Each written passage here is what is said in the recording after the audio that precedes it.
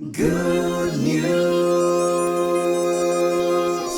News Media.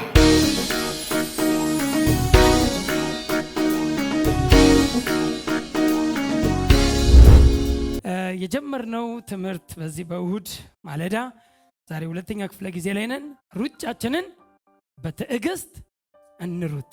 ጌታ ይባረክ። ሩጫ ትዕግስት ይጠይቃል። ለዚህ ነው በትዕግስት እንሩጥ፣ ሩጫችንን በትዕግስት እንሩጥ በሚል ርዕስ ጀምረናል። የጀመርንበትን ሐሳብ ብቻ ልንገራችሁና ወደ ዛሬው ክፍለ ጊዜ እገባለሁ። ዕብራውያን ምዕራፍ 12 ከቁጥር 1 ጀምሮ እንግዲህ እነዚህን የሚያሉ ምስክሮች እንደ ደመና በዙሪያችን ካሉልን እኛ ደግሞ እንዳትረሱት የምፈልገው ዛሬም የማሰምርላችሁ ዕብራውያን 11 ላይ እነዚህን የሚያሉ የእምነት ምስክሮች የተባሉት የተጻፉት ዕብራውያን 11 ላይ የዕብራውያን ጻፊ የጻፋቸው ለዕብራውያን 12 ነው። ወይም እነዚህ ሁሉ የተጻፉት ስለ እነሱ እንድናወራ ዘመናችንን ጊዜያችንን እንድንፈጅ እንድንወስድ ሳይሆን እነዚህ ሁሉ የተጻፉት ስለኛ ሊወራ ነው።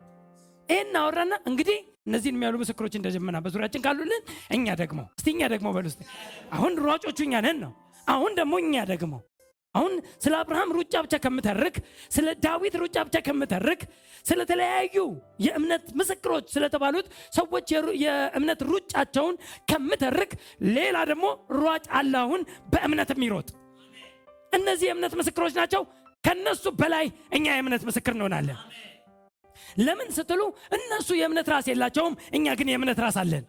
የእምነታችን ራስ የሆነውን ክርስቶስን እርሱን ተመልክተን፣ እነሱ ማንን ተመልክተው እንደሚሮጡ አይታወቅም፣ ሯጮች ናቸው። ማንን ተመልክተው እንደሮጡ አይታወቅም፣ ግን የተነገራቸውን ቃል ተግባራዊ በማድረግ በእምነት እግዚአብሔር አርክተው እግዚአብሔርን አስደስተው ከእግዚአብሔር ጋር ተጉዘው ያስደሰቱ የእምነት ምስክሮች ናቸው። እግዚአብሔር ይመስገን ስለነሱ። አሁን ግን ስለነሱ ልንተርክ አልተጠራንም። እግዚአብሔር ይባረክ። አሁን ዘመናችንን አንፈጅም። እኛ የብሉይ ኪዳን ታሪክ ላይ እየተረክን ለምን እነሱን ካወራን ወደኛ ሪሌት መደረግ አለበት። የአዲስ ኪዳን ሙሉ ፓኬጁን ሐሳቡን ካያችሁ የብሉይ ኪዳን ሰዎችን ተች ያደርግና ወደ አዲሱ ኪዳን ያደምቀዋል። ፓውዛውን ሊያበራ ነው። አዲሱ ኪዳን ላይ ማለትም ክርስቶስ ራስ የእምነት ራስ የሆነው ክርስቶስና በክርስቶስ የሆነችው አካሉ ቤተ ክርስቲያን ላይ ፓውዛውን ያበራል። ስለዚህ ወሬ ትምህርት ከተባለ ክርስቶስና አካሉ ቤተ ክርስቲያን ናቸው። ትምህርት ከተባለ ይሄ ነው። መንፈስ ቅዱስ ክርስቶስን ለማውራት ነው የመጣው። መንፈስ ቅዱስ የመጣበት ከኔ ወስዶ ይነግራል። በቃ ከክርስቶስ ነው የሚቀዳው። ሲቀዳ እንኳን ከክርስቶስ ይቀዳል። ከኔ ወስዶ ይነግራቸዋል። ያስተማርኳችሁን ይገልጥላቸዋል፣ ያሳያቸዋል። ማንነቱን ለማሳየት የክርስቶስን ማንነት፣ የክርስቶስን ትልቅነት፣ የክርስቶስን ስራ፣ የክርስቶስን ኢንቨስትመንት በደንብ ክሊር ለማድረግ ነው መንፈስ ቅዱስ የመጣው። ኢየሱስ ክርስቶስ በምድር በነበረበት ጊዜ ማንን ነበር ሪቪል የሚያደርገው? ሲገልጥ የነበረው አብን ነበር። ምንም ነገር ሲሆን ስለሱ እንኳን ሲወራ ነው ይልና አብን ይገልጣል። ይሁን ነገር ሲያወራ እኔ ከራሴ እንኳን ለማወራችሁ የማወራው እንኳን እርሱ የነገረኝን ነው የምናገረው። እርሱ መልእክቴ እርሱ አብን ነበር የሚገልጠው። አብን ይገልጥ ነበር ኢየሱስ ክርስቶስ። አሁን ደግሞ መንፈስ ቅዱስ ክርስቶስን ይገልጣል። ክርስቶስን ይገልጣል። ክርስቶስን ያሳየናል። በክርስቶስ የሆነችውን በክርስቶስ የተሰራላትን ቤተክርስቲያን ደግሞ አማኞችን ደግሞ የአማኞችን የህይወት ታሪክ ደግሞ ይተርካል። ስለዚህ አሁን እዚህ ጋር ምንድን ያለው? እኛ ደግሞ በጣም ደስ ይላል። እንግዲህ እነዚህን የሚያሉ ምስክሮች እንደ ደመና በዙሪያችን ካሉልን ተመልካቾች ናቸው። እነሱ አሁን ካሉልን እኛ ደግሞ ሸክምን ሁሉ ቶሎም የሚከበንን ኃጢአት አስወግደን የእምነታችንንም ራስና ፈጻሚውን ኢየሱስን ተመልክተን ሃሌሉያ በፊታችን ያለውን ሩጫ በትዕግስት እንሩጥ። በፊታችን ያለውን ሩጫ አማኝ ሁሉ ከጨለማ ወደሚደነቅ ብርሃን የመጣ ሁሉ የሩጫ ሜዳ ላይ ነው። ሁሉ በፊታችን ያለውን ሩጫ እስቲ አሜን። እስቲ በፊቴ ሩጫ አለ በሉ እስቲ። በቃ ሩጫ አለ። የሩጫኛ ሩጫ ሜዳ ላይ ነን፣ ትራክ ላይ ነን። እኛ ደግሞ በፊታችን ያለውን ሩጫ አሁን እንሩጥ። እኛ ደግሞ እንሩጥ። እነ አብርሃም ሮጠዋል፣ እነ ዳዊት ሮጠዋል፣ ያውም የእምነት ራስ ሳይኖራቸው። እኛ ግን የእምነት ራስ አለን። ሂዝ ክራይስት ሃሌሉያ። የእምነት ራስ ያለን እምነት ከርሱ ምንቀዳ እምነት ከርሱ ምንኮርጅ አካሄድ ከርሱ ምንኮርጅ አሯሯጥ ከርሱ ምንኮርጅ አኗኗር ከርሱ ምንኮርጅ አገልግሎት ከርሱ ምንኮርጅ ከፊታችን የሮጠ ሯጭ ክርስቶስ ኢየሱስ አለን። የምንኮርጀው የህይወት ብትል ምትኮርጀው እና አብርሃም ከማን ይኮርጁ? እኔ እኮ አልፈርድባቸውም። አንዳንድ ጊዜ ከማን ኮፒ አድርጉ? እኛ እኮ ኮፒ የምናደርገው ጄኒውን የሆነ ሙሉ ፒክቸር ያለው እንከን የሌለበት በኃጢአት ያልተፈተነ እስቲ አሜን፣ ኃጢአት ያልተገኘበት እንከን አልባ። ለዚህ ነው እንደውም እዚህ ጋር ቀጥሎ ምን ይላል? እርሱ ነውርን ንቆ በፊቱ ስላለው ደስታ በመስቀል ታግሶ በእግዚአብሔር ቀኝ አሁን በዙፋኑ ተቀምጧል። እርሱ ነውርን ንቆ ነውር አልባ የሆነ ኢየሱስ፣ እንከን አልባ የሆነ ኢየሱስ፣ ችግር የማይገኝበት ግን የሌለበት ኢየሱስ ላይ እንዲህ ብለህ ግን እማትለው የማይገኝበት የእምነት ራስ he's the author of our faith author ደራሲ እስቲ አሜን። he's the author ይላል። author ነው የኛ ደራሲ፣ የእምነታችን ጀማሪ፣ የእምነታችን ራስና ፈጻሚ። እርሱን ተመልክተን እርሱን ኮፒ አድርገን እኛም በፊታችን ያለውን ሩጫ በትዕግስት እንሩጥ። ኢየሱስ በሁለት ሩጫ ሮጧል፣ አሳይቶናል በሁለት ፒክቸር። አንደኛው የህይወት ሩጫ፣ ሁለተኛው የአገልግሎት ሩጫ። ሩጫ በሁለት ይከፈላል ብለናል፣ የህይወትና የአገልግሎት። ሳምንት በጥሩ ሁኔታ ያስተማርኩት የህይወት ሩጫን ነው። የህይወት ሩጫን ሳምንት በደንብ አድርጌ አስረድቻለሁ። ህይወታችን ፐርፌክት እንዲሆን እንከን አልባ እንዳይሆን፣ እንከን የሌለበት እንከን አልባ ኑሮ፣ እንከን አልባ የሆነ ኑሮ፣ እንከን የሌለበት እድፍ የሌለበት የሆነ ኑሮ ለመኖር የህይወት ሩጫ ይጠበቅብናል። የመጀመሪያው ላይፍ ነው፣ ከላይፍ ነው። ሰዎች ይላሉ 67ኛው ወንጌል አንተ መሆን አለብህ ይላሉ። ሰዎች 66ቱን መጽሐፍት አንብበው 66ቱን በመጽሐፍ ቅዱስ ውስጥ ያሉትን የመጽሐፍት አይነቶች ዘፍጥረት፣ ዘጸአት፣ ዘሌዋውያን፣ ዘኍልቍ፣ ዘዳግም የሚባሉትን እስከ ራእይ ድረስ ያሉትን 66ቱን መጽሐፍ አንብበው ወደ ጌታ መምጣት እንደሚችሉ ሁሉ 67ኛውም አንተ ነህ ይባላል። 67ኛው አንተንም አይተው ጌታን ይቀበላሉ። እንደውም አንድ ሰው አንድ ወቅት ላይ ሰምቻለሁ፣ እስር ቤት ታስሮ አጋጣሚ የፖለቲካ እስረኞች የታሰሩበት ነውና የታሰረው እና በደህና ጊዜ አፒታይታቸውን የከፈቱ ሰዎች ናቸውና እና የሚሰጣቸው አንድ ዳቦና ሾርባ አትበቃቸውም እና እሱ ደግሞ በደህና ጊዜ በጾም ጸሎት አስተካክሏል ወዱንና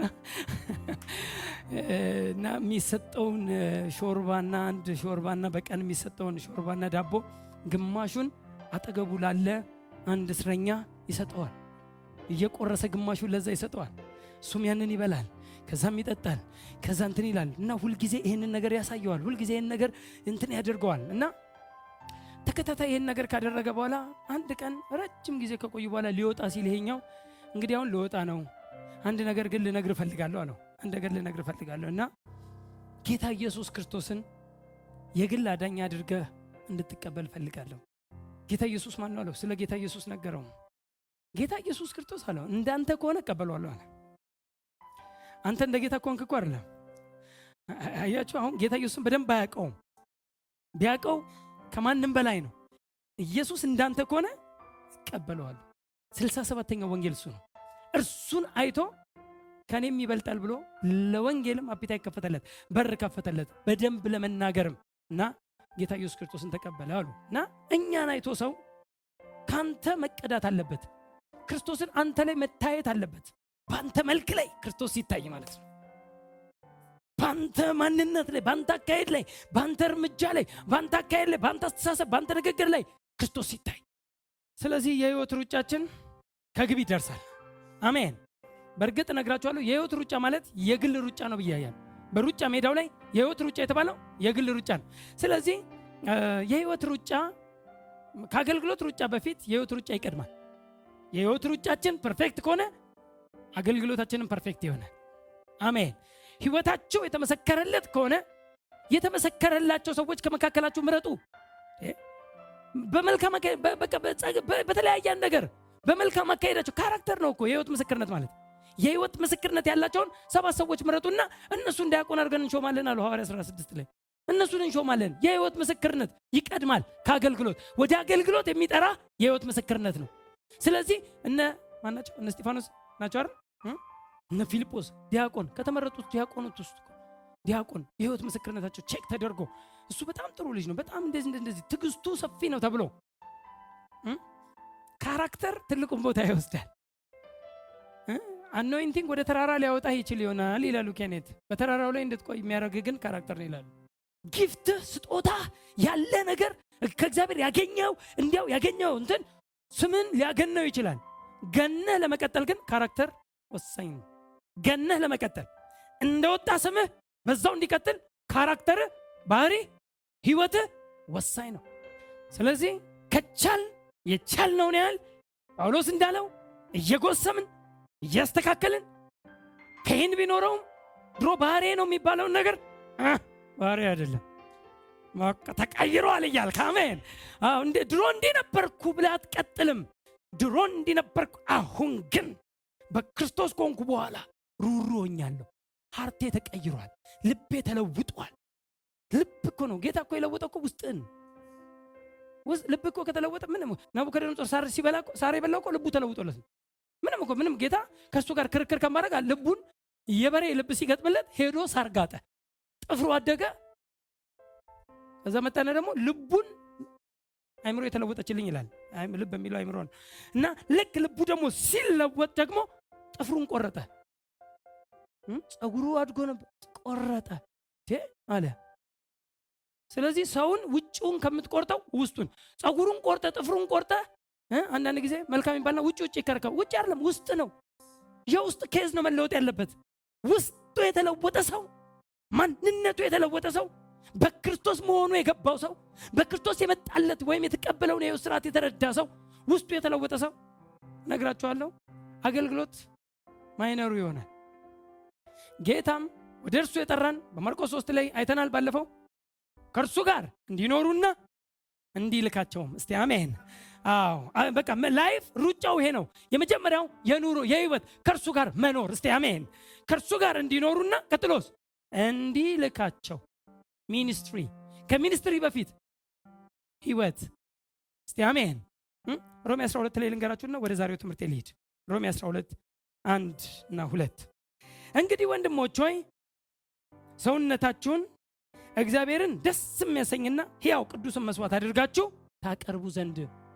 ታቀርቡ ዘንድ በእግዚአብሔር ርኅራኄ እለምናችኋለሁ። እርሱም ለአእምሮ የሚመች አገልግሎታችሁ ነው። ህይወትን አቅርብ ተብሎ ለአገልግሎት አለ። ከአገልግሎት በፊት ላይፍ ትልቁን ቦታ ይወስዳል። ሰውነታችሁን ሕያው ቅዱስ መስዋዕት አድርጋችሁ ታቀርቡ ዘንድ። ማን ነው የሚያቀርበው? እኛ። ጌታዊ መልካም አድርገኝ የሚባል ትምህርት የለም። ጌታዊ መልካም እንደሆነ አድርገኝ የሚባል ጸሎትም የለም። መልካም እንድትሆን ተደርገህ ተሰርተሃል። ዳግም የተወለድክ ቀን መልካም ለመሆን አቅሙንም ኃይሉንም ሰጥቷል። አንተ ትፈቅዳለህ? መልካም ለመሆን ነው ጥያቄው። አንተ ነህ ማቅረብ ያለብህ። አንተ ነህ ፐርፌክት ላይፍ መኖር ያለብህ። በጣም ብዙ መዝሙሮቻችን ስንመለከት እንዲህ አርገኝ ነው። አሁን አድርገኝ የሚባል የለም። አሁን አድርግ ነው የተባልከው። ያንተ ነው ኃላፊነቱ። ሕያው ቅዱስ መስዋዕት አድርጋችሁ፣ ሕያው ቅዱስ መስዋዕት እንከን የሌለው መስዋዕት አድርጋችሁ ሰውነታችሁን አቅርቡ። አሁን መስዋዕት ሁለት ነው በአዲስ ኪዳን። አንደኛው አምልኮ ነው፣ ሁለተኛው ስጋን ሕያው ቅዱስ መስዋዕት አድርጎ ማቅረብ። ሁለት መስዋዕት ነው የምታቀርበው በአዲስ ኪዳን። አንደኛው አምልኮ ነው፣ መርምረ ፈትሸ ጥሩን መልካሙን ትክክል የሆነውን ለእግዚአብሔር የምሰዋው የአምልኮ መስዋዕት የምስጋና መስዋዕት አለን። ሁለተኛው ደግሞ ሰውነታችሁን ሕያው ቅዱስ መስዋዕት አድርጋችሁ አቅርቡ። ይህም ማለት ለአገልግሎት፣ ይህም እርሱም ለአእምሮ የሚመች አገልግሎታችሁ ነው። የእግዚአብሔር ፈቃድ እርሱም በጎና ደስ የሚያሰኝ ፍጹም የሆነው ምን እንደሆነ ታውቁ ዘንድ ፈትናችሁ ታውቁ ዘንድ በልባችሁ መታደስ ተለወጡ እንጂ፣ አሁንም ተለወጡ እንጂ ይህን ዓለም አትምሰሉ። ማን ተለወጡ? ለውጠኝ አይደለም። አሁን ተለወጡ። ድሮ ለውጠኝ እንል ነበረ። አሁን ግን ለካ ስንመለከተው ለውጠኝ አይደለም። ለካ እሱ ለውጧል። አሁን በጌታ ነህ አንተ። ዳግም የተወለድክ የእግዚአብሔር ልጅ ነህ። አሁን እኮ ተለውጣል። ፖዚሽናሊ እና ፖቴንሻሊ ለውጧል። አሁን አንተ ነህ ዲሲፕሊን እያደረግ ስጋህን፣ ነፍስህን። በነፍስና በስጋ ላይ ኃላፊነቱ ያንተ ነው። መንፈስህ ዳግም ተወልዷል። የእግዚአብሔር ልጅ ሆኗል። ያ ማንነት ስጋን ኮንትሮል ያደርጋል፣ ሕያው ቅዱስ መስዋዕት እያደረገ ሁል ጊዜ ያቀርባል። አይረግምም፣ አይሳደብም። እስቲ አሜን። አይችልም። በቃ ስጋ ሲል ዝም በል ትለዋል። ሲያምረው ማለት ነው። ስጋ ብዙ ነገር ነው የሚያምረው። ልክ ሲያምረው ጸጥ በል የሚያስብል ማንነትና አቅም በውስጥ አለ። እስቲ እኔ በሉ እስቲ አሸናፊ ነኝ፣ ከእግዚአብሔር ተወልጃለሁ። ሃሌሉያ። እኔ የሚባለው ውስጥ ያለው ማንነታችሁ ነው፣ መንፈሳችሁ። ዳግም የተወለደው መንፈሳችን ነው። ስጋችን ድጋሚ አልተወለደም፣ ነፍሳችንም ድጋሚ አልተወለደም። ዳግም የተወለደው የእግዚአብሔር ልጅ የሆነው ከእግዚአብሔር ጋር ህብረት ያደረገው እግዚአብሔር መንፈስ ነው። የሚሰግዱለትም ህብረት የሚያደርጉትም በመንፈስና በእውነት ሊያደርጉ ይገባል የተባለው ያ ዳግም የተወለደው መንፈሳችን የኛ ማንነት፣ ዘላለማዊ ማንነታችን። አሜን። ይሄኛው ስጋ ዘላለማዊ አይደለም። ይሄኛው ስጋ ጊዜያዊ ነው። ይሄ አካልህ በሌላ አካል ይለወጣል። ይሄ አካል ዘላለማዊ አይደለም። አንተ ግን ዘላለማዊ ነህ።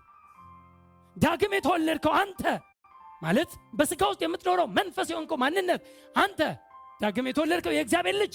እስቲ አሜን። ገዢ ማንነት፣ ስጋን ኮንትሮል የምታደርግ ደግሞ ማለት አእምሯችሁን በእግዚአብሔር ቃል አድሱ። አሁን ኃላፊነቱ የተሰጠለኛ ነው። ማንበብ አለብን፣ መማር አለብን። በምንማረውና በምናነበው አዲስ ኪዳናዊ እውነት ነፍሳችን ትታደሳለች። ጌታ ይባረክ። ያን ጊዜ ያው ቅዱስ መስዋዕት አድርገ ስጋን እውቀት የሌለው ሰው ዳግም ተወልዶ ይሆናል። ልክ አንድ ሰው ጌታን ሲቀበል እኮ መንፈሱ ዳግም ተወልዷል፣ ሪጀነሬት ሆኗል። ዳግም የተወለደ ዳግም ልደትን ያገኘ ነው። ስጋውና ነፍሱ ግን ያው ናቸው። ስጋውም ምንም አልሆነም፣ ነፍሱ ላይ ምንም አልሆነም ጌታን አሁን ሲቀበል። ከዛ የሰውየው ምን ያስፈልገዋል? ለምን ነው የምናስተምረው? አያችሁ፣ ፐርፌክት የሆነ ላይፍ እንዲኖር ምን እናደርገዋለን? እናስተምረዋል። አለበለዚያ እኮ በቃ ጌታን ከተቀበለ በኋላ በቃ ምናምን። ግን ምናስተምረው ለምንድን ነው? ነፍሱ ውስጥ ብዙ እውቀት፣ ስሜት፣ ፈቃድ፣ እውቀቱ ነው ስሜትንም ፈቃድንም የሚያመጣው። ያ እውቀት ነፍሱ ውስጥ ያለው እውቀት ጤናማ እውቀት አይደለም፣ እግዚአብሔራዊ እውቀት አይደለም። የእግዚአብሔር ሐሳብ የለውም፣ የእግዚአብሔር እውቀት የለውም። ስለሌለው አሁን አይምሮውን የምናድሰው በምናስተምረው ጤናማ ቃል አይምሮ ምን እየሆነ ይመጣል? እየታጠበ እየነጻ እየታደሰ። እስቲ አሜን። መታደስ የአንድ ጊዜ አይደለም። ቦርን አጌን ግን የአንድ ጊዜ ነው። ዳግም ስትወለዱ ዋንስ ነው። የአይምሮ መታደስ ግን be transformed by the renewing of your mind, by the renewing continuous tense ነው። ዋንስ አይደለም፣ አንዴ ብቻ አይደለም፣ ኮንቲኒየስ።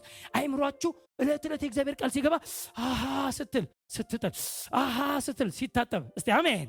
የሆነ ነገር ሲገባብህ አሃ ስትል ያንን ስትቶ ለካ እኔ እንደዚህ ነኝ ለካ ምናምን ስትል አይምሮ እየታደሰ ሲመጣ ያን ጊዜ መንፈስና ነፍስ አብረው ህብረት ሲያደርጉ ነፍስ ውስጥ የእግዚአብሔር እውቀትና ቃል ሲገባ ከመንፈስህ ዳግም ከተወለደው እግዚአብሔርን ከሚመስለው ማንነት ጋር ነፍስህ አግሪ ስታደርግ ህብረት ስታደርግ ያን ጊዜ ስጋህን ኮንትሮል ታደርገዋለህ። ሁልጊዜ ሕያው ቅዱስ መስዋዕት እያደረግ ታቀርባለህ። ሕያው ቅዱስ መስዋዕት አድርገህ ስጋህን ለማቅረብ የነፍስህ ወይም የአእምሮ መታደስ ትልቁን ቦታ ይወስዳል። ዕብራውያን 5:12 ላይ እንደሚናገረው የጽድቅን ቃል የአዲስ ኪዳናዊ እውነት የጸጋውን እውቀት ካልተማረ አንድ ሰው ነፍሱ ካልታደሰ እግዚአብሔር ሐሳብ ከሌለው በአብ ቀኝ የሚል ሐሳብ ከሌለው ማንነቴ ጻድቅ ቅዱስ ነው የሚል ሐሳብ ከሌለው ሁልጊዜ ኃጢአተኛ እንደሆነ ሁሌ ኃጢአተኛ እኔ መቼ ይሆን የሚል ከሆነ መቼም ቢሆን መነሳት ይከብደዋል። ግን አይ አም ራይቸስ ከእግዚአብሔር ተወልጃለሁ፣ ጻድቅ ነኝ፣ አሸናፊ ነኝ፣ ቅዱስ ነኝ፣ ከእግዚአብሔር የተወለድኩ ማንነት ነኝ። ይሄ ማለት ማንነቱን ነው የሚያወራው። ጻድቅ ነኝ ሲል ከውስጥ ነው የሚጀምረው። ዳግም ከተወለደው ማንነት አይ አም ቦርን አጌን፣ ዳግም የተወለድኩ ከእግዚአብሔር ተወልጃለሁ። ከእግዚአብሔር የተወለደ ኃጢአትን አያደርግም ሲል ስፒሪት ቢንጉን ነው የሚያወራው። የመንፈስ ማንነቱን ነው የሚያወራው። ያ ማንነት ገዢ ሲሆን ነፍሳችን በእግዚአብሔር ቃል እውቀት ስትታደስና ስትለወጥ ያን ጊዜ ስጋን ኮንትሮል፣ ስጋን ወደ ፈለክበት፣ እስቲ አሜን፣ አንተ ወደ ፈለክበት እንጂ እሱ ወደ ፈለገበት እንዳይወስድ ነፍስህ በእግዚአብሔር ቃል እውቀት መታደስ ትልቁን ቦታ ይወስዳል። እስቲ አሜን። እስቲ የእግዚአብሔር ልጅ ነኝ በሉ። እስቲ ቅዱስ ነኝ፣ ነውር አልባ ነኝ፣ የእግዚአብሔር ልጅ ነኝ፣ አሸናፊ ነኝ፣ ከእግዚአብሔር ተወልጃለሁ። ስለዚህ በሉ እስቲ ዓለምን አሸንፌያለሁ። ዓለም እኔን አታሸንፈኝም። እኔ ዓለምን አልመስልም። ጌታ ይባረክ። አልመስልም። በቃ እኔ ጌታ ነው የምመስለው። የልጁ መልክ እንዲመስሉ ነው የሚለው። ልመስል የጠራሁት ልጁን ነው። ሮሜ 8:29 ሲናገር ልጁ በብዙ ወንድሞች መካከል በኩር ይሆን ዘንድ አስቀድሞ ያወቃቸው የልጁን መልክ እንዲመስሉ። የተወለድነው የተመረጥነው የልጁን መልክ ለመምሰል ኮፒ ልናደርገው የተጠራ ነው። እርሱን ልንመስል የተጠራ ነው። ክርስቶስ አለን። ሃሌሉያ። ሩጫችን ደስ አይልም? የህይወት ሩጫ። እስቲ የህይወት ሩጫ በሉላቸው። ደስ ይላል አይደል? ጌታ ይባረክ። ዛሬ ትንሽ ነው መነካው የአገልግሎት ሩጫ። እዛው የጀመረበትን ሐዋርያ ሥራ 20 ፖል ሁለቱን ስለነካው 24 ላይ ነገር ግን ሩጫዬንና ከጌታ ከኢየሱስ የተቀበልኩትን አገልግሎት እርሱም የእግዚአብሔርን ጸጋ ወንጌልን መመስከር ፈጽም ዘንድ ነፍሴ በእኔ ዘንድ እንደማትከብር እንደ ከንቱ ነገር እቆጥራለሁ። ጳውሎስ በጣም ያከረረበት ያሰመረበት ሐሳብ ሩጫዬንና ማይ ኮርስ የኔ ሩጫ የህይወት ሩጫዬም አለ፣ ደግሞም ከጌታ ከኢየሱስ ክርስቶስ የተቀበልኩት ደግሞ አገልግሎት አለኛል። እስቲ አሜን። የራሴ ሩጫም አለ፣ የተቀበልኩትም አገልግሎት አለ። እነዚህን ሁለቱን እፈጽም ዘንድ ሩጫ የህይወቴ ሩጫ ብቻ ሳይሆን የአገልግሎት ሩጫም፣ የሚያሸልም ሩጫ፣ የድል ሩጫ፣ የክብር ሩጫ ሃሌሉያ አለኝ። ከጌታ ከኢየሱስ ክርስቶስ የተቀበልኩትን ይህንን የጸጋ ወንጌል ፈጽም ዘንድ ነፍሴ በእኔ ዘንድ እንደማትከብር እንደ ከንቱ ነገር እቆጥራለሁ። የፈለገ ነገር ይምጣ፣ ምንም ነገር አያሰጋኝም። ነፍሴን እስከ መስጠት የማደርግበት ሩጫ አለኝ። የአገልግሎት ሩጫ ነፍሴን ያሰጠኛል። ይህንን መንፈስ ቅዱስ በየከተማው ይመሰክርልኛል ያለበት ቦታ ላይ ነው ያወራው። በየከተማው ይመጣና በደረሰበት ከተማ የሆነች ቦታ ላይ ሄዶ አጋጣሚ ርፍ ሲል በመርከብ ልክ ሲደርስ እዛ ቦታ ላይ በሌላ ሰዎችም በራሱም የሚመሰክርለት መንፈስ ቅዱስ በየከተማው ይመሰክርልኛል። በኢየሩሳሌም ምን ይቆያል? እስርና መከራ፣ መታሰርና መከራ። ቁጥር 23 እንደውም ከፍ ብትሉ በሚሄድበት በገባውበት ከተማ ሁሉ እስራትና መከራ ኢየሩሳሌም አለ። መንፈስ ቅዱስ በየከተማው በደረስኩበት ከተማ ሁሉ ይመሰክርልኛል። እየሄደ ያለው ወደ ኢየሩሳሌም ነው። ስለዚህ 24 ላይ እኔ አለ ነፍሴ በእኔ ዘንድ እንደማትከብር እንደ ከንቱ ነገር እቆጥራለሁ አለ። የፈለገ ነገር ይሁን እንጂ እሄዳለሁ፣ ምንም ይምጣ። በሌላ ቋንቋ ነፍሴ በእኔ ዘንድ እንደማትከብር ማለት ሞትም ቢመጣ ይህንን የተሰጠኝን ከኢየሱስ ክርስቶስ የተቀበልኩትን አገልግሎት የጸጋውን ወንጌል እፈጽም ዘንድ ይህን እፈጽም ዘንድ ሞት የፈለገ ነገር ይምጣ ችግር አይደለም። ምንም ቢመጣ አይደንቀኝም፣ ግራ አልጋባም። በመሰረቱ ብዙ ሁለት ቪዎች ይወራል በቴዎሎጂ። አንደኛው መንፈስ ቅዱስ አትሂድ እያለው ነው ሄደው ይላሉ። አትሂድ እየነገረው በየከተማ እየመሰከረለት እስርና መከራ ይቆያል፣ እስርና መከራ ኢየሩሳሌም ይቆያል፣ ተው አትሂድ እያለው እሱ ደግሞ ጥሎ ነው እሱ አልሰማም ብሎ ነው የሄደው የሚሉ አንድ ቪው አለ በቴዎሎጂ። ሌላኛው ቪው ደግሞ አይ መንፈስ ቅዱስ ሊመጣ ያለውን ነገር አስቀድሞ ነገረው እንጂ ቅር እያለው አይደለም። እንደውም ሂድ እያለው ነው። ሂድ ግን በሚመጣው ነገር እንዳደነግጥ፣ በሚመጣብህ አስቸጋሪ እንትን አትደንግጥ። ሬዲ ለምሳሌ የተዘጋጀ ሰው አይደነግጥም እየተባለ ያለው ሁለተኛው ቪው ሆሊ ስፒሪት ሊሞን ያለውን ኢንፎርም እያደረገው እንጂ አትሂድ እያለው እየከለከለው አይደለም ይላሉ። እኔም የምስማማው ከዚህ ጋር ነኝ። የምስማማው ይሄ ነው። ለምን ስትሉ በኋላ ላይም ደግሞ በነገስታት ፊት በኋላ ላይ ሄዶ ያን ሁሉ መከራ ከቀመሰ በኋላ ደግሞ በነገስታት ፊት ደግሞ እንድሰብክ አሁንም እኔ ካንተ ጋር ሆናለሁ አለው ይለው ነበረ እንጂ አላልኩም ሲለው አላየውም ብዬ ነበር። አንተን እንጂ ደፍጥጠ ሄድከው አላለውም። አሁንም ይለዋል። እስማይል እያረገ ምንም ነገር የመጣበት መከራ እንደ መከራ ሳይቆጥር እንደ ችግር ሳይቆጥር እየሳቀ እንጆ እያረገ ሴት አሁንም አለው ይለዋል። ሆሊ ስፒሪት በኋላ ላይ ሄዳችሁ ስትመለከቱ ቁጥር 21 ላይ ታገኛላችሁ። ምዕራፍ 21 ላይ እና ምን ልላችሁ ነው? እዚህ ጋር ጳውሎስ ምን አለ? የፈለገ ነገር ይምጣ። አንድ ነገር ዛሬ ኢንፎርም አድርጊያችሁ ወደ ዋናው ሐሳቤ እንትን ላድርግ። ፖል እዚህ ጋር የጀገነ ሰውዬ ነው። ከየት እንደመጣ ከማን እንደተቀበለው አገልግሎቱን የሚያውቅ ሰው ነው ጳውሎስ። ምንም ነገር ቢመጣ የማይደንቀው ሰውዬ ነው። ገላትያ ላይ ምዕራፍ 1 ላይ 11 እና 12 ላይ ወንድሞች ሆይ በእኔ የተሰበከ ወንጌል እንደ ሰው እንዳይደለ አስታውቃችኋለሁ። ኢየሱስ ክርስቶስ ገልጦልኛል እንጂ እኔ ከሰው አልተቀበልኩትም አልተማርኩትም። እኔ ይህን ወንጌል ራሱ ጌታ ነው የገለጠልኝ። ከሰው አልተቀበልኩትም፣ ከሰው አይደለም የወሰድኩት። እኔ አሁን አንዳንድ ጊዜ አገልግሎት ስትይዙ አገልግሎት ኦፖርቹኒቲ ነው የሚያመቻችላችሁ የቤተ ክርስቲያን መሪ እንጂ አገልግሎት የሚሰጣችሁ እግዚአብሔር ነው። ከጌታ ነው የተቀበልኩት የሚል ሰው ምንም ነገር ቢመጣ፣ ብዙ ጊዜ ከሰው የተቀበለ ሰው የሚመስለው ሁሌ አሁን ለምሳሌ እኔ አገልግሎት እዚህ ቦታ ላይ ብዙ አገልጋዮችን አሰልጥኛለሁ። ለአገልግሎትም ሾመን ለቀናቸዋል። በአገልግሎትም ላይ ተሰማርተዋል፣ እያገለገሉ ነው። በጣም ደስ ይለኛል።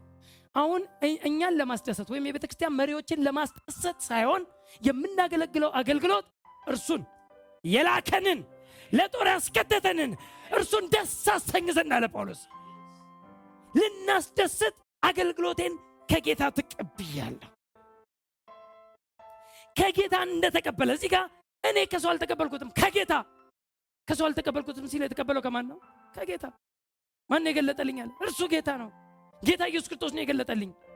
ይህ ሚኒስትሪ የገለጠልኝ። ከፍ ብላችሁ 10 ላይ ሄዳችሁ የምትመለከቱ ምን አለ? ሰውን ወይስ እግዚአብሔርን አሁን እሺ ያሰኛሉ አለ። እንዴ ማንን ላስደስት አለ? እግዚአብሔርን ነው ወይስ ሰውን? የቱን ላስቅ አለ? ብዙ አገልጋይ የሚሸወዱት ሰውን ለማስደሰት። ሰው ምን ይወዳል? ምን ያስደስተዋል? ሰውን ለማስደሰት በሚጥሩት ጥረት ውስጥ ጌታ ነው የጠራኝ። ጌታ ለአገልግሎት መርጦኛል። እኔ እርሱን ለማስደሰት ነው የምሮጠው።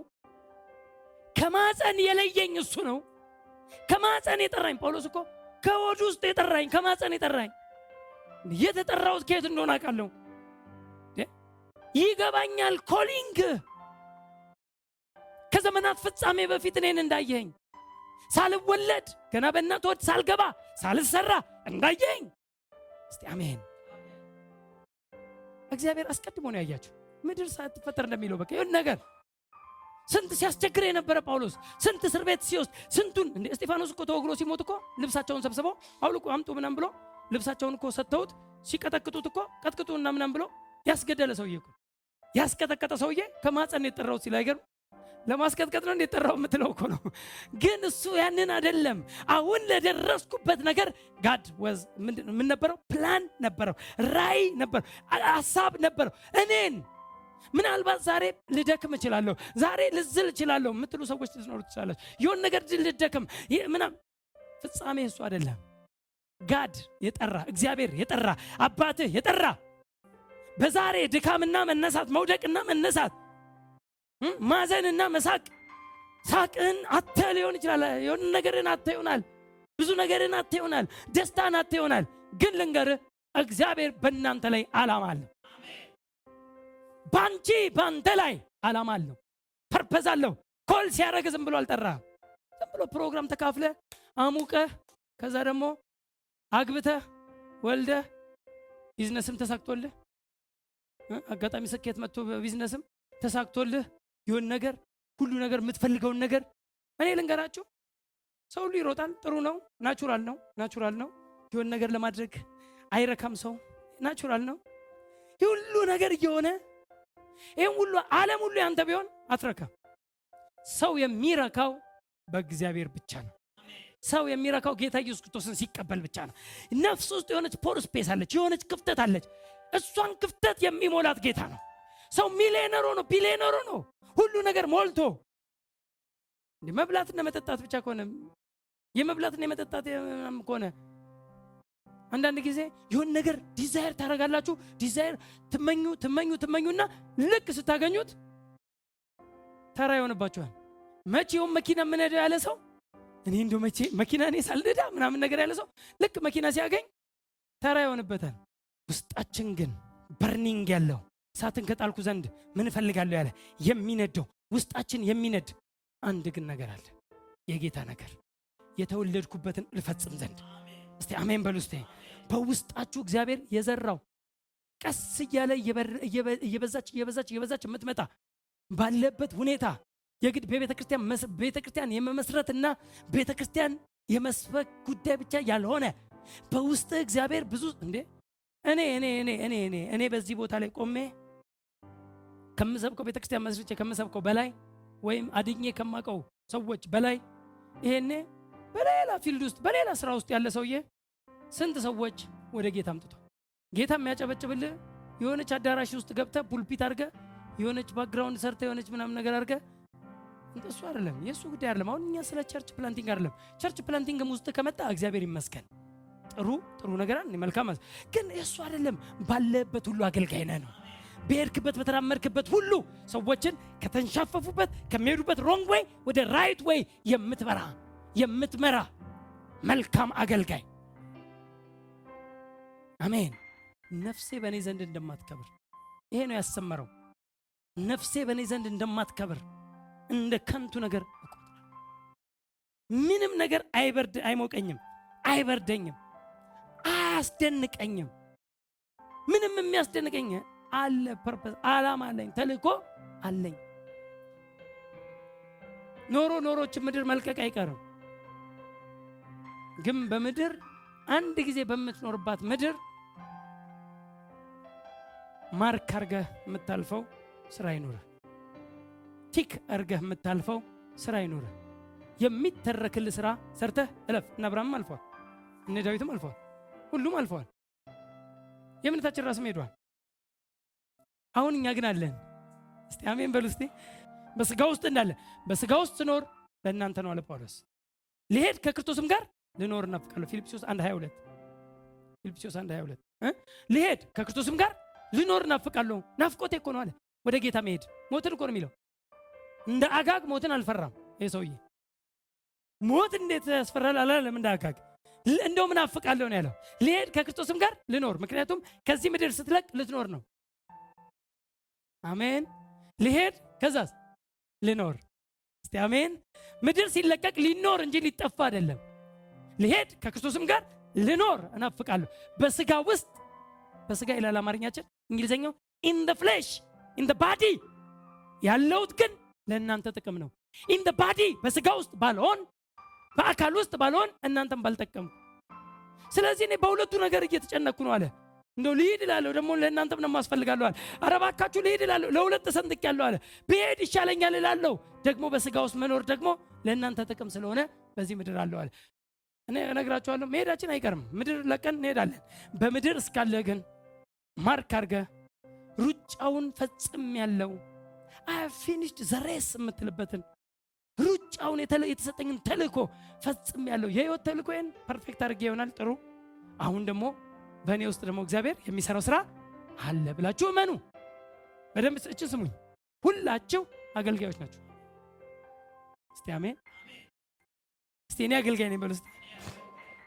ከጨለማው ወደሚደነቀው ብርሃን የጠራችሁ የእርሱን በጎነት እንድትነግሩ የተመረጠ ትውልድ የንጉሥ እስቲ የንጉሥ ካህን በሉ እስቲ። ካህን ማለት ምንድን ነው? አገልጋይ። ከጨለማው ወደሚደነቅ ብርሃን የመጣ ሁሉ አገልጋይ ነው። ክህነት የቤተ መቅደስ ስራ ነው። በብሉይ ኪዳን በቤተ መቅደስ ውስጥ ወይም ሰዎችን ከእግዚአብሔር ጋር የሚያገናኙ ሰው ኃጢአት ሲሰራ በግ ይዘና ይባላል።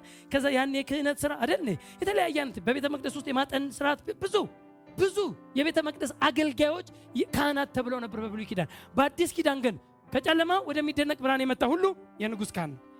ሁላችን ምንድን ነን? አገልጋዮች ነን። የአገልግሎታችን መጠን፣ የአገልግሎታችን ስራ፣ የአገልግሎታችን አይነት ይለያይ ይሆናል እንጂ ሁላችን ግን ምንድን ነን? አገልጋዮች ነን። ይህን እመኑ። አገልጋይ ነኝ ካልክ ደግሞ እንደ አገልጋይ ኑር። አገልጋይ ነኝ ካልክ ደግሞ ስራን ስራ። ተልእኮ አለ። አገልግሎቱን ከጌታ የተቀበለ ሰው በህይወቱ የፈለገ ችግር ቢገጥመው አይደለም ለሞትም እንኳን የሚያደርሰው ችግር ቢገጥመው ለተቀበለው ኃላፊነት ነፍሱን አሳልፎ የሚሰጥ መልካም አገልጋይ። ችግር በህይወቱ መግጠም ብቻ አይደለም ለሞት እንኳን ጳውሎስ ነፍሴ በእኔ ዘንድ እንደማትከብር እንደ ከንቱ ነገር ለሞትም ራሱን አሳልፎ እየሰጠ ጳውሎስ ነው። እዛ ቅድም የተናገርኩት ቦታ ላይ ገላትያ ላይ ሄዳችሁ ስታዩ ባሪያ እኔ አላር ሰውን ወይስ እግዚአብሔርን ደስ ላሰኛልና የክርስቶስ ባሪያ ባልሆንኩ። ባሪያ የሚለው ቃል ባሪያ ማለት ባጭሩ ባሪያ ማለት የራሱ ፈቃድ የሌለው የጌታውን ፈቃድ ለማድረግ የኖረ ማለት። የራሱ ፈቃድ የለውም ባሪያ፣ የጌታውን ፈቃድ ነው የሚፈጽመው። የባሪያ ንግድ ነበር በወቅቱ። ይገባዋል የሚያወራበት ሐሳብ። በባሪያ ንግድ በነበረበት ዘመን ሁለት ነገሮች አሉ። አንደኛ ተገዝተው መጥተው ለባርነት የሚገቡ፣ በአንድ ቤት ውስጥ ለባርነት ባሪያ ለመሆን ተገዝተው የሚመጡ ሰዎች ነበሩ በወቅቱ የሚገዙ፣ ግን ካልሞቱ በስተቀር ለሆነ ዓመት ነው። ያ ዓመት ሲፈጸም ግን የተገዙበት ግዢ ዓመት ሲፈጸም ግን ዓመታቸውን ሲጨርሱ እስከዛን ድረስ ጌታቸውን ለማገልገል የራሳቸው ፈቃድ የሌላቸው፣ ሂድ ሲባል የሚሄድ፣ ና ሲባል የሚመጣ፣ ውጣ ሲባል የሚወጣ ሊሆን ራሱን የሰጠ ባሪያ ነው። ግን እዛ ቤት ከገባ በኋላ በዛ ባርነት ውስጥ ይፈጽምና ዓመቱ ሲያልቅ፣ ዘመኑ ሲያልቅ፣ የተገዛበት ዘመን ሲያልቅ አሁን በነፃነት ቻው ብሎ መውጣት ይችላል። ከወጣ በኋላ ጥሩ ሰዎች አጋጥመውት ከሆነ እባካችሁ እኔ ያኔ ተገዝቼ ነው፣ አሁን ግን በፈቃዴ ወዶ ባሪያ መሆን እፈልጋለሁ እናንተ ጋር ሲል፣ ሁለተኛው ጊዜ ሲገባ ፈቅዶ ግዢ የሌለበት ያልተገዛ ያልተሸጠ ምን ያላለ ፈቅዶ ራሱን ባሪያ ያደረገ ሰው ጆሮ ይበዛል። ፈቅዶ ባሪያ ወዶ ባሪያ ይባላል። ጳውሎስ ወዶ ባሪያ ነኝ ነው የሚለው። እኔ ለጌታ ወዶ ስለሆንኩ አስገድዶኝ ሳይሆን ባሪያ ያደረገኝ፣ ለሱ ጥቅም ብቻ የሆነ ነገር ለማድረግ ሳይሆን ወድጄ ጌታን የተቀበልኩት። ወድጄው ነው ጌታን የተቀበልኩት። እኔ እጄን ጠምዝዞ ጌታን አልተቀበልኩም። እጃችሁን ተጠምዝዛችሁ ጌታን የተቀበላችሁ ካላችሁ ሂዱ፣ ደግመን ወንጌል እንሰብካችኋለሁ። ጌታን ግን ወድጄው ነው እኔ ማለት አለብን። የጌታ ፍቅር ውስጤ በርን እያደረገኝ እየወደድኩት ከጌታ ወዴት ልሂድ? ካንተ ወደ ማን እንሄዳለን እንዳሉት ወዴት ልሂድ? ሰው ወደ ጌታ መምጣት አለበት እንጂ ከጌታ ወዴት ይሄዳል? እኔ እጄን ጠምዝዞ አላስቀመጠኝም። እጄን ጠምዝዞ ማገልግለኝ አላለም። ዮሐንስ 10:11 ላይ 11 እና 12 መልካም እረኛ እኔ ነኝ፣ መልካም እረኛ ነፍሱን ስለ በጎቹ ያኖራል።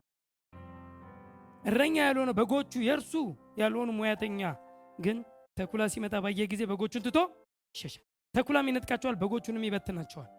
ሙያተኛም ስለሆነ ስለ በጎቹም ወይም ለበጎቹም ስለማይገደው ሙያተኛው ይሸሻል። 14 ላይ ሲመጣ መልካም እረኛ እኔ ነኝ፣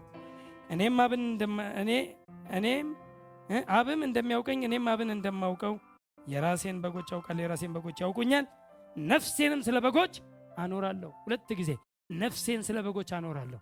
11 ላይ 14 ላይ ነፍሴን ስለ በጎች እሰጣለሁ። ነፍሴን ስለ በጎቹ ስል እሰጣለሁ፣ እሞታለሁ፣ ጊቭ አደርጋለሁ። ማይ ላይፍ ህይወቴን እሰጣቸዋለሁ። ህይወት እስከ መስጠት የሚያደርስ ሚኒስትሪን የተሰጠኝ ዮሐንስ 17 ላይ ያንተ ነበሩ ለእኔም ሰጣቸው አለ። እንዴ ለማን የተሰጠው? ለእርሱ የተሰጠው በጎች ናቸው። ነፍሴን ስለ በጎች ያኖራለሁ፣ እኔ እሰጣለሁ፣ መድባለሁ። ነፍሴን ስለ እነርሱ አሳልፌ እሰጣለሁ። እኔ ነፍሴን መልካም እረኛ። ሁለተኞቹ እረኞች ግን ሙያተኞች፣ እረኛ ሙያተኛ፣ ቅጥረኛ ማለት ነው። ለቅጥር ብቻ ለበጎች የማይራሩ፣ የበጎች ውድቀት፣ የበጎች መነሳት፣ የበጎች መክሰር፣ የበጎች ማትረፍ የማይሞቃቸው የማይበርዳቸው ህዝቦቹ፣ የእርሱ ህዝቦች ማውራው ስለ ሰው ነው። ህዝቦቹ አሁን የኔ ህዝቦች፣ የኔ በጎች፣ እግዚአብሔር ለኔ የሰጠኝ የእርሱ የነበሩ ለኔ የሰጠኝ ሰዎች በትንሽ የክንውን ውስጥ ሲከናወኑ ያለኝ ደስታ ልነግራቸው አልችልም። ትንሽ የሆነች ነገር ሲሳካላቸው እነርሱ ከሚደሰቱት በላይ እኔ እደሰታለሁ። እረኛ ነኝ። የነሱ መሳካት የኔ ስኬት ነው። የነሱ መለምለም የኔ ልምላሜ ነው። የነሱ ደስታ የኛ ደስታ ነው። ሙያተኛ አይደለንም፣ ቅጥረኛ አይደለንም። የሰዎች ውድቀት የማያሳዝነው እረኛ ከሆነ ሙያተኛ እረኛ ነው። ቤትን ሽጠህ አምጣ ተብሎ ቤቱን ሽጦ አምጥቶ ገንዘብ እሱ አየር ላይ ሲሆን ደንታም የለውም። አንዳንድ አገልጋዮች አሁን እንሰማለን እኮ ስንቱን ያቆረቆዙ እንዲህ አይነት አገልጋይ ይኸው ግልጽ አደረገው እኮ ሙያተኛ። ተኩላ በመጣ ጊዜ ምንም ያደርግ ነው አለ ይሸሻል። መልካም እረኛስ ነፍሱን ስለ በጎቹ ያኖራል። እስቲ አሜን። መልካም እረኛ አገልጋይ ከተባልኩ እስከ ሞት። ጳውሎስ ስለዚህ ነው ነፍሴ በእኔ ዘንድ እንደማትከብር እንደ ከንቱ ነገር። የተሰጠ ሚኒስትሪ ከገባ ከጌታ እንደተቀበል ከገባ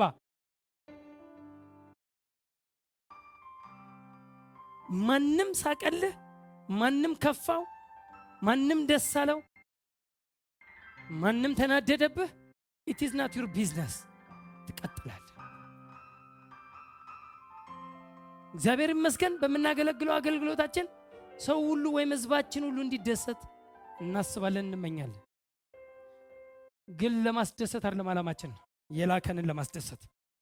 የላከንን ስናስደስት፣ ለጦር ያስከተንን ስናስደስት፣ ህዝብ ከተደሰተ እግዚአብሔር ይመስገን። ከተናደደብህም ስምኸው ግንባሩን፣ አንተ ግን አገልግሎትን ትቀጥል። ምክንያቱም የምሸለመው እኔ እንጂ በእኔ ጉዳይ ላይ፣ በእኔ ሚኒስትሪ ላይ፣ በእኔ ስራ ላይ ማንም እንቅፋት እንዲሆንብኝ አልፈቅድም። እንቅፋትም አታኑሩባቸው እንደሚለው ራን አረጋለሁ፣ ወደፊት ሄዳለሁ እስከ ሞት ድረስ፣ እስከ ሞት ድረስ። ሙያተኛ እረኛ አይደለሁም። ሙያተኛ ከሆነ ሰውየው እስከተደሰተ ነው፣ ሰውየው እስከከፈለው ነው። የሆነ ሰው በቃ የሆነ ነገር እንትን ብናገረው ብገስጸው ከሱም ማገኘው ብር ስለሚቀር ይቅር ይላል ማለት ነው። እሱም የሚሰጠኝን ነገር ከሱም ማገኘው ምንጭነት ስለሚደርቅ፣ ምንጩ ስለሚደርቅ ባልገስጸው ይሻለኛል ይላል። እንዲህ የሚባል ነገር የለም። አገልግሎት ይሄ አይደለም። አገልግሎት ከፈለገ እሱ ይተናዶ። ግን ልንገራችሁ፣ እውነተኛ ሰው ከሆነ ግን አይሄድም፣ የትም አይሄድም። ገሰጽከውም ምንም ማረከው ምንጭህ እግዚአብሔር ከሆነ እስቲ አሜን። ከእግዚአብሔር ጋር ከተከልክ ማንነትን ግንድ ክርስቶስ ከሆነ ግንድ ላይ ከሆነ የምታፈራው ሰው ላይ ካልሆነ አይን ወደፊት ትሄዳል። እያፈራ እያፈራ አንዱ ምንጭ ሲዘጋ ደስ ይበልህ፣ ሌላ ሰፊ ምንጭ ሊከፈት ነው እንጂ የሆነ ነገር ምናምን ነገር ሰውኛ የሆነ ሙያተኛ ሆነን ልናልፍ አልተጠራንም። አሜን። ዛሬ እንግዲህ እነግራችኋለሁ። እንግዲህ አይታወቅም፣ እናንተ አገልጋዮች በብዙ ሚኒስትሪ እንደምታገለግሉ አምናለሁ። ግን ሙያተኞች አይደለንም፣ መልካም ነን። እስቲ እኔ መልካም ነኝ በሉ እስቲ። ሃሌሉያ። መልካም እረኛ ነፍሱን ስለ በጎቹ ያኖራል። ዳዊትን አንዴ ልንገራችሁና ወደ ልጠቅልለው። ዳዊት ምን አለ? በጣም የሚገርም ዳዊት እኔ አለ የአባቴን በጎች አባቴ የሰጠኝን በጎች እንዴ አንደኛ ሳሙኤል 17 ላይ ሄዱና ከ34 እስከ 35 እኔ አባቴ በጎች ሰጥቶኛል አለ። በጎች ጠብቅ ብሎ ሰጥቶኛል። this is responsibility። እንዴ አባቴ እኮ እንጠብቅ ያለኝ አባቴ አምኖ እኮ ሰጥቶኛል። ከጌታ እኮ የተቀበልኩት እንደነ ጳውሎስ እኮ ያስኬድ ትልቅ እኮ ነው። ከአባቱ የተቀበለውን በጎች ከአባቴ የተቀበልኳቸውን በጎች ይላል። የተቀበልኳቸውን አንበሳና ድብ ይመጣ ነበረ በጎቼን ሊበላ። በጎቼን አንበሳና ድብ ሊበላ ሲመጣ አለ እኔ ከኋላው ከተለውና እንዴ አስተለው ነበር ጉሮሮውን ይዤ። የ16 ዓመት ወጣት እኮ ነው ዳዊት እኮ ያኔ ትልቅ ሰው እንዳይመስልህ። በዛ ወቅት ወደ ንግስና የመጣበት ሰዓት አይደለም፣ የእረኝነት ዘመኑ ነው። በእረኝነት ዘመኑ 16 ዓመት ወጣት ነው ይባላል። የ16 ዓመት ወጣት ልጅ አንበሳን ጉሮሮ ይዞ የተያዘችውን በግ ካፉ ፈልቅቆ የሚያወጣ። በሌላ ቋንቋ ልንገራችሁ፣ ነፍሱን አሳልፎ የሰጠ ለበጎች፣ ነፍሱን ያሰጠ ነፍሱን ያኖረ፣ በጎቼ ከሚበሉ እኔ ልበላ ብሎ የወሰነ እንደ ጳውሎስ እንደ ኢየሱስ ብዙ መጥቀስ እንችላለን። ነፍሴ በእኔ ዘንድ እንደማትከብር እንደ ከንቱ ነገር ቆጥራ ምንም። ሁለተኛ ጢሞቴዎስ ምዕራፍ 2 ላይ ያለውን ቃል ነገርና ሐሳቤን ዛሬ ልዝጋ። አገልግሎት ሁለተኛ ጢሞቴዎስ ምዕራፍ 2 ከቁጥር 1 ጀምሮ እንግዲህ ልጄ ሆይ አንተ በክርስቶስ ኢየሱስ ባለው ጸጋ በርታ፣ ብዙ ሰዎች የመሰከሩለትን ከኔም የሰማውን ሌሎችን ደግሞ ሊያስተምሩ ለሚችሉ ለታመኑ ሰዎች አደራ ስጥ። ቁጥር 3 እንደ ኢየሱስ ክርስቶስ በጎ ወታደር ሆነ አብረኸኝ መከራን ተቀበል። የሚዘምተው ሁሉ ለጦር ያስከተተውን ደስ ያሰኝ ዘንድ ለጦር ያስከተተውን የላከውን ደስ ያሰኝ ዘንድ ትዳር በሚገኝ ንግድ ራሱን አያጠላልፍም። ደግሞም በጨዋታ የሚታገል ማንም ቢሆን እንደሚገባ አድርጎ ባይታገል የድሉን አክሊል አያገኝም። አክሊል አለ። እንደሚገባ ታገል። የሚገባ የሚደክመው ገበሬ ፍሬውን ከሚበሉት መጀመሪያ እንዲሆን ይገባል። ስለዚህ የሚገባው ታግዬ እስከ መጨረሻው የድሉን አክሊል የሚታገል የድል አክሊል አለው። የድል አክሊል አለው። ለጦር ያስከተተውን ደስ ያሰኝ ዘንድ። እስቲ አሜን። ፕሬዝ ጋድ። ጥያቄው ምንድን ነው? ከማን የተቀበልነው ነው? አገልግሎቱን የተቀበልነው ከጌታ ወይስ ከሰው? የሚያስደስተው ሰውን ወይስ ጌታን የሚለው ነው ጥያቄው። ከሰው ባሪያነት ወጥተን ጌታ ይባረክ የጌታ አገልጋይ ሆነናል። ለማገልገል የሚገባ ነገርን ትንሽ ልናገርና 5 ነጥቦችን ቶሎ ቶሎ ብዬ በዚህ ትምህርት ልዝጋው። ለማገልገል የሚያስፈልገው ወይም የሚገባን ነገር፣ ለማገልገል ማወቅ የሚገባን ነገር ምንድን ነው? ምን እንወቅ? ምንድን ነው መረዳት ያለብን ነገር ለማገልገል? እቺ ፖይንት ከገባን ሰው ያገለግላል። አንደኛ ሁላችን የአገልግሎት ሩጫ እንዳለን ማወቅ፣ ሁላችን we all። ሁለተኛ አገልግሎትን የሚሰጠን ወይም የሰጠን ጌታ መሆኑን ማወቅ። አገልግሎትን የሚሰጠን ወይም የሰጠን ማን? ጌታ መሆኑን ማወቅ ሁለተኛው ነው። ሶስተኛ እችን ካወቅን በቃ። ሶስተኛ አገልግሎት ሲሰጠን ካሁኑ ትምህርት ነው፣ ከዚሁ ከሐዋርያት ሥራ 20:24 ነው። ነገር ግን ሩጫዬን ከጌታ ኢየሱስ ክርስቶስ የተቀበልኩትን አገልግሎት እርሱም የእግዚአብሔርን ጸጋ ወንጌል መመስከር ፈጽም ዘንድ ነፍሴ በእኔ ዘንድ እንደማትከብር እንደ ከንቱ ነገር እቆጥራለሁ ያለበት ውስጥ ነው የማወራው። ሶስተኛው አገልግሎት ሲሰጠን ለመፈጸም እንጂ ለስም እንዳልሆነ ማወቅ። ለመፈጸም እፈጽም ዘንድ ደስ ሲል ለመፈጸም ትጋት ትልቁን ቦታ ይወስዳል። እስከ መጨረሻው በጣም ልንገራቸው። በመጽሐፍ ቅዱስ ውስጥ አገልግሎትን ጀምር የሚል የለም፣ ፈጽም እንጂ። አገልግሎት ኦልሞስት የተሰጠ ነው። ኦልሞስት ስትወለድ ተሰጥቷል። ስፔሲፊክ የተሰጠህን ዲፓርትመንት ደግሞ ከሆነ እስከ መጨረሻው እፈጽም ዘንድ አገልግሎትን ፈጽም። አገልግሎቱን ፈጸመ። አገልግሎቱን ሲፈጽም ሳለ ዮሐንስ 13 ሲፈጽም ሳለ መፈጸም ነው። ፈጽም ያከበርኩ መፈጸም ነው። መቀበል የሚባል የለም። እሱ አይደለም። በጣም ብዙ ሰዎች አገልግሎት ይቀበላሉ፣ ግን የት እንደደረሰ ቢጠየቁም አይመልሱም። አገልግሎት ለመፈጸም እንይዛለን። ለመፈጸም አሜን፣ እንፈጽማለን። አራተኛው አገልግሎት የሚያስፈልገው ነገር ካለ የሚያስከፍለው ነገር ካለ እስከ መሰደብ አይደለም እስከ ሞት ድረስ ቢሆን ለመክፈል ዝግጁ መሆን። እስከ መሰደብ አይደለም እስከ ሞት፣ ነፍሴ በእኔ ዘንድ እንደማትከብር እስከ ሞት ድረስም ቢሆን ለመክፈል ዝግጁ መሆን።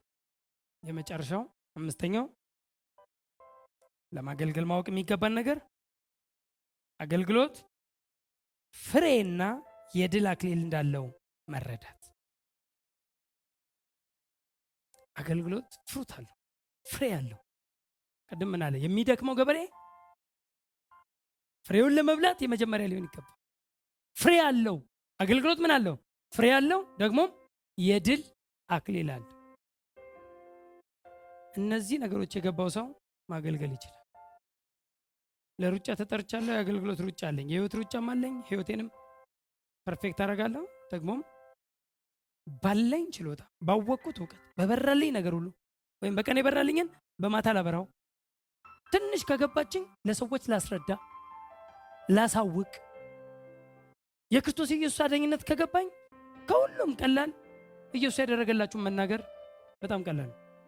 ኢየሱስ አዳነኝ፣ ኢየሱስ ከምን ውስጥ እንዳወጣኝ ብሎ መመስከር ራሱ ትልቅ ነገር ነው። አጭር ነገር ልናገርና ልጨርስ።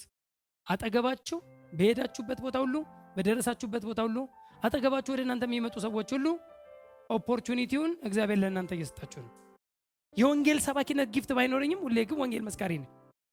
ጊፍቴ ፓስተሪንግ ወይም የቲቺንግ ፓርት የማስተማር ቢሆንም ግን ወንጌልን መመስከር ግን የሁላችን መመስከር ወንጌል ሰባኪ ላልሆን ይችላል በጊፍት ወንጌል ሰባኪ እኮ ችግር የለም ሄዶ ተፈንክቶም በረዶ የላችሁም ብሎ ድጋሚ ይዞ ይወጣል ማለት ጊፍቱ ነው።